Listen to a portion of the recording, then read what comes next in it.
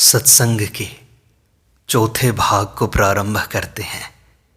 पूज्य स्वामी राम सुखदास जी कहते हैं, जो हम मन बुद्धि इंद्रियों से जानते हैं वह मन बुद्धि इंद्रियों का ही विषय है। परमात्मा मन बुद्धि इंद्रियों का विषय नहीं है। परमात्मा को स्वयं से ही जाना जा सकता है, कारण कि स्वयं परमात्मा का अंश है। स्वयं से जानना हो तो पहले स्वयं को जानो कि स्वयं क्या है। अपने होनेपन का अनुभव सबको है। जैसे अपना होनापन है, ऐसे ही परमात्मा का होनापन है। परमात्मा के होनेपन के अंतर्गत यह सब संसार है। शरीर तथा संसार एक हैं, हूँ तथा है एक हैं। अपनी सत्ता से ही समष्टि सत्ता को जाना जा सकता है। जैसे सज्जन पुरुष दुष्टों के साथ भी सज्जनता करता है, ऐसे ही सत असत को भी सत्ता देता है। जासु सत्यता ते जड़ माया, भास सत्य इव मोह सहाया। तात्पर्य है कि सत असत का विरोधी नहीं है, अपितु उसका प्रकाशक है। सत की जिज्ञासा ही असत की विरोधी है। सत की जिज्ञासा असत को हटा देती है। परिवर्तन का नाम ही जन्म और मृत्यु है। परिवर्तन के प्रवाह को ही साधारण लोग जीवन कहते हैं। गर्भ में आते ही मरना शुरू हो जाता है। असत अभाव रूप है।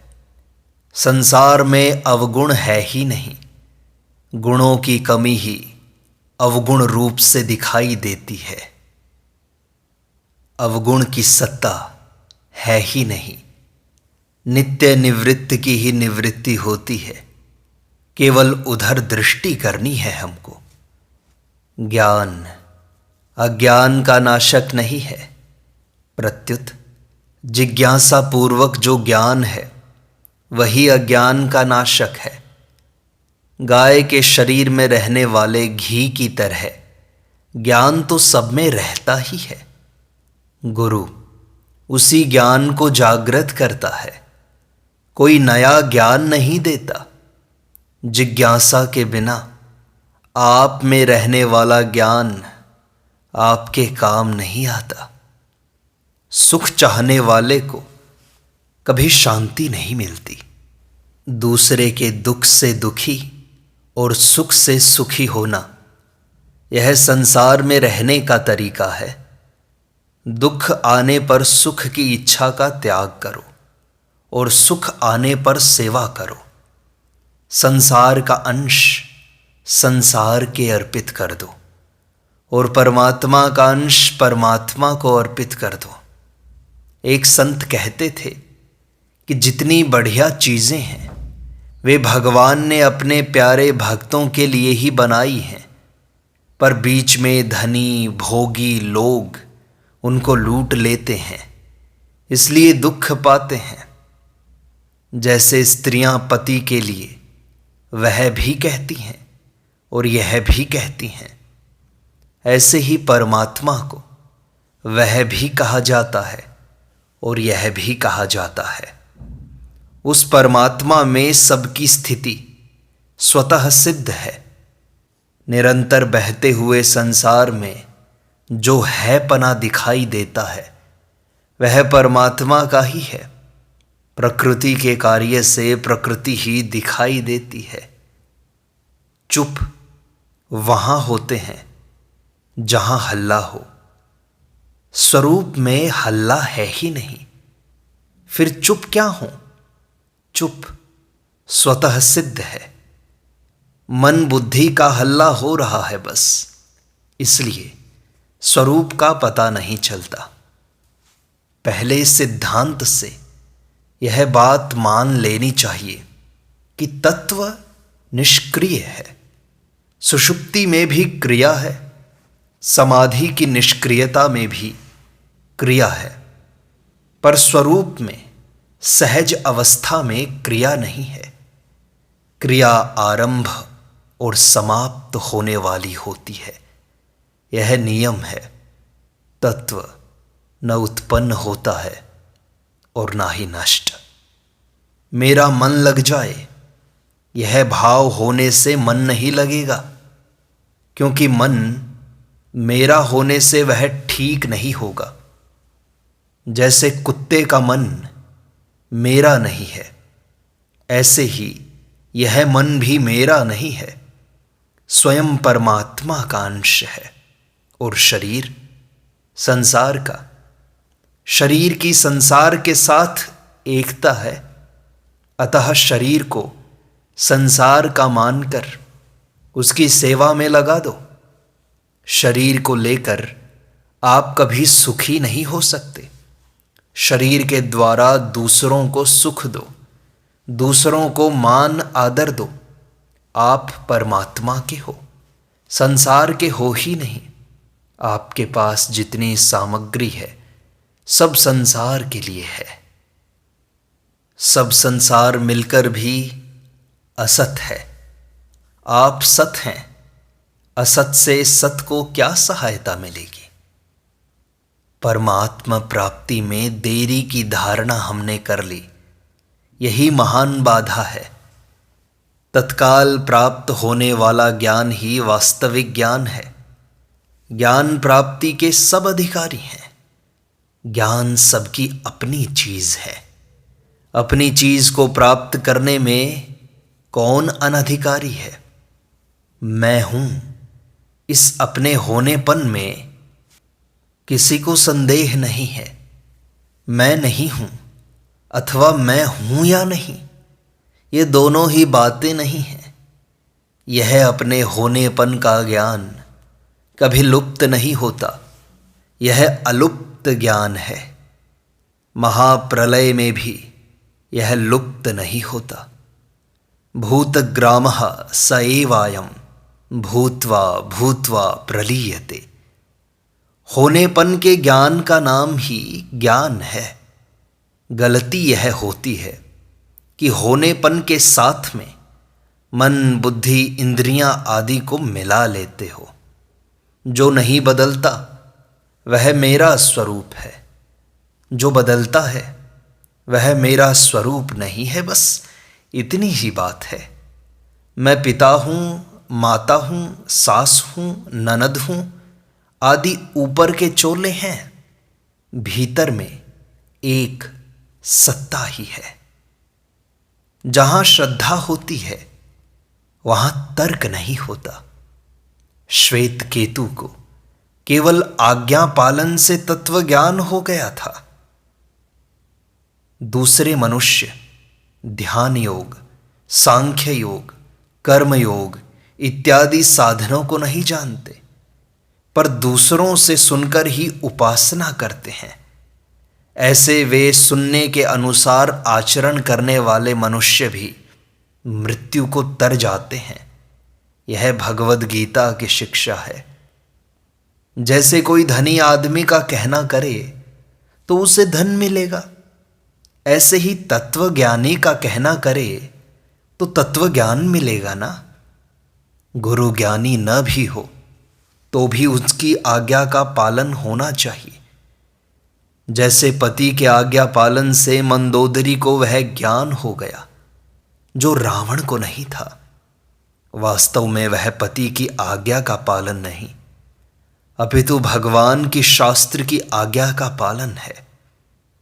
तात्पर्य यह हुआ कि साधक की निष्ठा ही कल्याण करने वाली है। हमारे सभी व्याख्यान आधे श्लोक के अंतर्गत हैं। श्लोक है, ना सतो विद्यते भावो, ना भावो विद्यते सतः। वस्तुएं पैदा होती हैं और नष्ट होती हैं, पर परमात्म तत्व निरंतर रहता है। हमारी दृष्टि हर समय उस पर है और उस पर ही रहनी चाहिए। शरीर आदि को है मानना बहुत बड़ी भूल है हमारी। परमात्मा इंद्रियां अंतःकरण से सर्वथा अतीत होते हुए भी इंद्रियों अंतःकरण के समक्ष प्रकट हो सकते हैं। वे सर्वसमर्थ हैं। हम परमात्मा को पकड़ तो नहीं सकते, पर उनको स्वीकार कर सकते हैं। जो सबका अपना है वह परमात्मा है। अपने हृदय से किसी को बुरा न समझें, किसी का बुरा न चाहें और किसी का बुरा न करें। यह नियम ले लें तो आपकी सब बुराई मिट जाएगी और बड़ा भारी लाभ होगा। सबके भीतर जीवात्मा ईश्वर का अंश है। ईश्वर का अंश बुरा नहीं हो सकता। ऊपर के चोले शरीर में अहमता ममता करने से बुराई आती है। बुराई पैदा और नष्ट होने वाली है, आगंतुक है। भलाई तो स्वतः है, स्वाभाविक है। सर्वथा बुरा कोई हो सकता ही नहीं।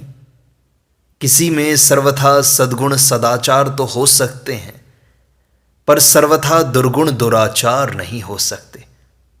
मनुष्य सर्वथा सत्यवादी तो हो सकता है, पर सर्वथा मिथ्यावादी नहीं हो सकता। नाशवान की इच्छा ही पाप करवाती है, अविनाशी की इच्छा पाप नहीं करवाती। करने से कभी भी पूरी भलाई नहीं होती। बुराई छोड़ने पर भलाई स्वतः होती है। प्रारब्ध चिंता मिटाने के लिए है। प्रारब्ध के भरोसे निकम्मापन रहे, यह सिद्धांत बिल्कुल नहीं है। ना तो प्रकृति अशुद्ध है, ना ही पुरुष अशुद्ध है। अशुद्धि संबंध जोड़ने से, ममता से आती है। मनुष्य में 3 शक्तियां हैं: करने की शक्ति, जानने की शक्ति और मानने की शक्ति। करने की शक्ति दूसरों की सेवा में लगानी चाहिए। जानने की शक्ति स्वरूप में लगानी चाहिए। मानने की शक्ति भगवान में लगानी चाहिए। जानना चाहें तो स्वरूप का बोध बहुत सुगम है। सबका अनुभव है कि मैं हूं, मैं प्रकृति है और हूं परमात्मा का अंश है। मैं एक देशीय है, मैं स्वरूप नहीं है। मैं के कारण ही हूं है, अन्यथा सत्ता ही है ही है। हूं को है को अर्पण कर दो, यह ज्ञान में भक्ति है। भगवत कृपा सब पर समान रूप से बरस रही है। केवल उनके सम्मुख होने की जरूरत है। सम्मुख होना क्या है, इसको समझो। भोग और संग्रह का उद्देश्य न होना ही सम्मुख होना है। निर्गुण कहो या सगुण कहो, तत्व तो एक ही है। श्री स्वयं ज्योति जी महाराज कहते थे कि केवल निर्गुण को मानने वाले राक्षस होते हैं।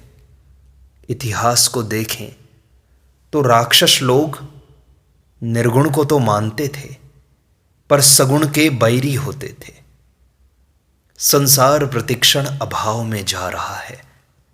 उसमें खिंचाव का नाम ही बंधन है। जैसे व्यापारी वस्तु खरीदे या बेचे, उसकी दृष्टि रुपयों पर ही रहती है, ऐसे ही साधक की दृष्टि अविनाशी तत्व पर ही रहनी चाहिए। जो है को देखते हैं वे साधक होते हैं। जो नहीं को देखते हैं वे संसारी होते हैं। सत्संग का प्रयोजन है नहीं की तरफ से दृष्टि हटाकर है की तरफ ले जाना। संसार के संबंध से होने वाला आनंद दुख पैदा करता है। नाशवान में प्रियता करने वाले को रोना ही पड़ेगा। अपने में अपवित्रता, अशुद्धि है कामना और अभिमान। गीता में कहा है, यत्तदग्रे विषमिव परिणामे अमृतोपमम्। सात्विक सुख के आरंभ में जो दुख होता है वह राजस तामस सुख के त्याग का दुख है। जैसे बीड़ी सिगरेट आदि छुड़ाई जाए अथवा नींद से जगाया जाए तो बड़ा दुख होता है। दुर्गुण दुराचार व्यसन आदि दुष्ट व्यक्ति के समान है जो जबरदस्ती पकड़ते हैं, परंतु सद्गुण सदाचार सज्जन व्यक्ति के समान है, इसलिए वे जबरदस्ती नहीं पकड़ते, छूट जाते हैं। जब सत्संग में रस आनंद आने लग जाता है तब सत्संग छूटता नहीं। नाम जप और सत्संग दोनों में मैं सत्संग को अच्छा मानता हूं। जप, कीर्तन, भजन, ध्यान, योगाभ्यास करना, कमाकर धनी बनना और सत्संग करना धनी की गोद जाना है। सत्संग में बैठने वाला स्वाभाविक शुद्ध हो जाता है, जैसे गंगा जी में पड़ा हुआ पत्थर स्वाभाविक गोल सुंदर हो जाता है। जिसमें राग द्वेष है उसने अभी तक वासुदेवः सर्वम को जाना ही नहीं। भक्तों का राम राम, योगियों का सोहम है और ज्ञानियों का ओम है। साधक का जीवन ऐसा होना चाहिए कि उसे देखने से सब प्रसन्न हो जाएं, जैसे भगवान को देखने से सभी प्रसन्न हो जाते हैं। सेठ जी ने कहा था कि मेरी बात आकाश में रहेगी, आगे जो जिज्ञासु होगा उसे मिल जाएगी। बुरी बात भी स्थायी रहती है, परंतु उसकी अधिक आयु नहीं होती, वह नाशवान होती है। सच्ची बात सदा रहती है। हूं, यह सत्ता है। सत्ता परमात्मा का स्वरूप है। गलती यह हुई कि मैं को पकड़ लिया बस। मैं को न पकड़ें तो हूं है ही है। मैं को मुख्य मानकर है से विमुख होना ही प्रमाद है। प्रमाद ही मृत्यु है। मैंने ही जगत को धारण कर रखा है। हमारे साथ मैं का संबंध नहीं है, तभी मैं छूटता है। सुषुप्ति में मैं का भास नहीं होता। यह सबके अनुभव की बात है। जो दुनिया का गुरु बनता है वह दुनिया का गुलाम हो जाता है। जो स्वयं का गुरु बनता है वह दुनिया का गुरु हो जाता है। संसार के साथ संबंध की मान्यता है, वह मान्यता मिटते ही बोध हो जाता है। बोध होने पर मैं अज्ञानी था, अब ज्ञान हो गया, ऐसा होता ही नहीं। जैसा था वैसा हो गया, इसका नाम स्मृति है। परमात्मा बीज है, संसार खेती है। वासुदेवः सर्वम दिखाई देने लग जाए तो स्मृति हो गई। पहले भी परमात्मा थे, बाद में भी परमात्मा रहेंगे। फिर बीच में दूरी कहां से आ गई? ये दूसरी चीज बीच में कहां से घुस गई? जानने वाले के लिए सब परमात्मा है, न जानने वाले के लिए संसार है। गीता का शुद्ध ज्ञान वासुदेवः सर्वम है। प्रेम का रस ज्ञान के रस से बहुत विलक्षण है। ज्ञान का रस स्थिर है, शांत है, पर प्रेम का रस प्रतिक्षण वर्धमान है। भक्ति की बड़ी विचित्र महिमा है। भक्ति से ज्ञान और वैराग्य बिना इच्छा के जबरदस्ती आ जाते हैं। प्रेम की प्राप्ति करनी हो तो सबसे प्रेम करो। सर्वभूत हिते रताः। जब तक अपने मन की बात पूरी करना चाहते हैं तब तक न सगुण में प्रेम होगा न निर्गुण में। किसी के साथ भी द्वेष होगा तो भगवान में प्रेम नहीं होगा।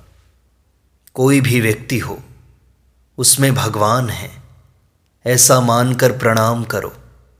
सबको नमस्कार करने से सब विकार नष्ट हो जाएंगे। घर में सुबह शाम सबको नमस्कार करो, इससे परस्पर प्रेम हो जाएगा। दूसरी बात, सबका आदर करो, सबके प्रति सद्भाव रखो, सबकी सहायता करो। सबके साथ किया हुआ प्रेम भगवान की ओर जाता है। आकाशात् पतितं तोयम यथा गच्छति सागरम सर्वदेव नमस्कारः केशवम प्रतिगच्छति। अपने सुख का जितना त्याग किया जाए उतने ही कर्मयोग और भक्ति योग तेज होते हैं। जितना अपने सुख का भाव छोड़े उतना ऊंचा दर्जा होता है। अपने सुख का त्याग करना ही वास्तव में कल्याण करने वाला है। चाहे कर्म मार्ग हो या ज्ञान मार्ग हो या हो भक्ति मार्ग, अपने सुख का सर्वथा त्याग होने पर ही योग होगा। योग के बिना मुक्ति नहीं है। इस प्रकार सत्संग का चतुर्थ भाग समाप्त हुआ। शेष अगले अंक में।